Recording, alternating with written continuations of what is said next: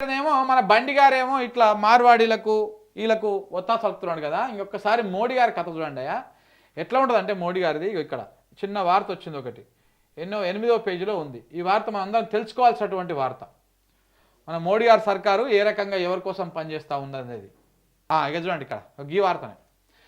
అదానికి రూపాయికే 1000 ఎకరాల భూమి ఇస్తున్నాడు. ₹1కే 1000 ఎకరాల భూమి. ఎవరు? మన మోడీ తాత. 37 ఏళ్ల లీజుకు ఎన్డీఏ పాలిత బీహార్ సర్కారు ఓకే. రైతులకు పరిహారం ఇవ్వకుండానే భూములు స్వాధీనం. అదాని ప్లాంట్తో ఊళ్ళన్నీ బుగ్గి, పర్యావరణవేత్తలు ఫైర్. ₹1కు 1000 ఎకరాల భూమి 33 ఏళ్లకు లీజ్ ఇస్తుందంట. వీళ్ళు ఎవరిని దోషపెడతారు, ఎవరికి దోషపెడతారో ఒకసారి అర్థం చేసుకోండి.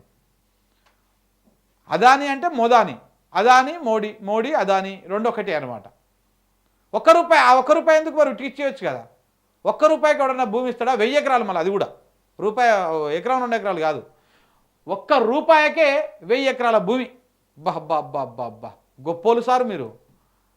దేశాన్ని ఎట్లా పరిపాలించవచ్చు, దేశాన్ని ఏ రకంగా కార్పొరేట్లకు దోష పెట్టొచ్చో చాలా క్లియర్గా అర్థమవుతా ఉన్నది. పాపం అదాని చాలా పేదోడా, రోజు గుడికాడుకొని కూర్చొని అడుక్కుంటే తప్ప ఆయనకు పూట గడుస్తలేదు ఆయన కుటుంబానికి, ఆయన దానికి. అందుకని ₹1కే ఇచ్చిండు 1000 ఎకరాల భూమి. మరి అట్లనే తెలంగాణ ప్రజలు, దేశ ప్రజలు అందరూ కూడా రూపాయి పట్టుకొని వస్తారు. ఇస్తారా 1000 ఎకరాలు లీజుకు 33 ఏళ్లకు? ఇవ్వండి, చాలా మంది రెడీగా ఉన్నారు. ఈ దేశంలో ఉన్నటువంటి 140 కోట్ల మంది ప్రజల దగ్గర రూపాయి ఉన్నది, ₹1 ఉన్నది. ఆ ₹1తో వాళ్ళు వస్తారు. వాళ్ళకి ప్రతి ఒక్కరికి 1000 ఎకరాల భూమిని 33 ఏళ్లకు లీజుకి ఇవ్వండి. ఏం దిక్కుమాలినటువంటి నిర్ణయాలు ఇవి, ఎవరికి అక్కడికి వచ్చేటువంటి నిర్ణయాలు ఇవి.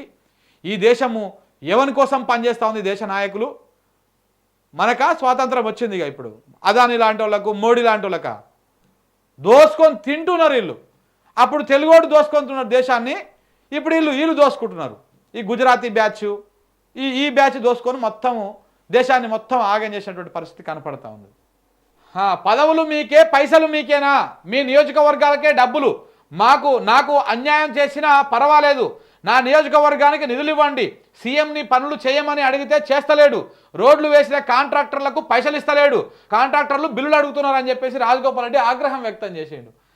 నేను మొదటే చెప్పిన, రాజగోపాల్ రెడ్డి పట్టుకుంటే వదిలిపెట్టే బ్యాచ్ కాదు అది, పెద్ద మొండోడు, అది ఏదో తెగిందాక గుంజుతాడు అని చెప్పేసి. రేవంత్ రెడ్డి కుర్చీ కూలగొట్టే దాంట్లో నాకు తెలిసి రాజగోపాల్ రెడ్డి ముందు వరుసలో ఉంటాడు. కాంగ్రెస్ పార్టీలో అంతకుముందు కూడా ఒక ఉంటుంది, కాంగ్రెస్ పార్టీ ఎవడు ముంచొద్దు, దానికి అదే మునుగుతుంది అని చెప్పేసి స్టార్ట్ అయింది ఆల్రెడీ. ఎదురండి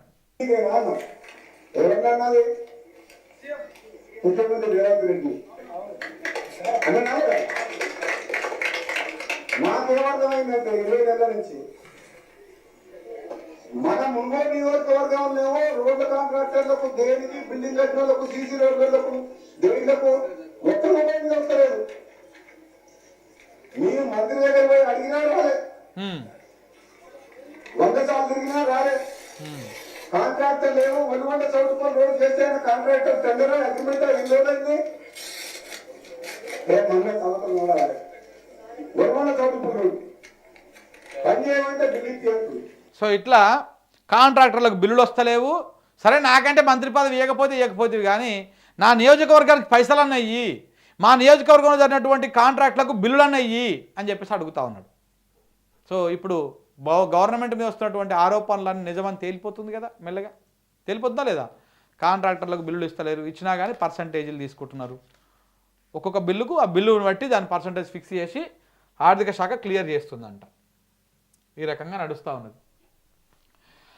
పన్నులు పెంచుతుండు, ఢిల్లీకి సంచులు మోస్తుండు, రోజుకో పనుతో ప్రజలకు షాకు, పేదోళ్ళ రక్తం పీలుస్తున్నారు. కాంగ్రెస్ పాలనలో పూర్తిగా విఫలమైంది. మళ్ళీ రైతులకు పాత రోజులు గుర్తు చేస్తున్నారు. ఎరువుల కోసం క్యూలో నిలబెడుతున్నారు. రేవంత్కు ప్రజా సమస్యలు పట్టింపు లేదు. ఆర్ఆర్ ట్యాక్స్ వల్ల రిజిస్ట్రేషన్లు తగ్గినాయి. మాజీ మంత్రి హరీష్ రావు ఆగ్రహం వ్యక్తం చేసిండు. ఇక మా పార్టీలో కోవట్లు ఉన్నారు, బీజేపీ నుండి ప్యాకేజీలు వస్తున్నాయి, వాళ్ళు చెప్పినట్టే స్క్రిప్ట్ చదువుతున్నారు అంటే ఈయనను ఉద్దేశించి మాట్లాడిన అనమాట. గాంధీ కుటుంబంపై బురద చల్లుతున్నారు. ఓట్లు చోరీ చేసి అధికారంలోకి బీజేపీ వచ్చింది. కాంగ్రెస్ అది ఎన్నికల కమిషన్ నిద్రపోతుంది అని చెప్పేసి కాంగ్రెస్ నేత జగ్గారెడ్డి గారు మాట్లాడారు అనమాట. ఈ కోవట్ అనేది రాజగోపాల్ రెడ్డి గురించే, జగ్గారెడ్డి అనేది రాజగోపాల్ రెడ్డి గురించే ఇక మరి మాట్లాడిస్తూ అంటున్నాడు రేవంత్ రెడ్డి.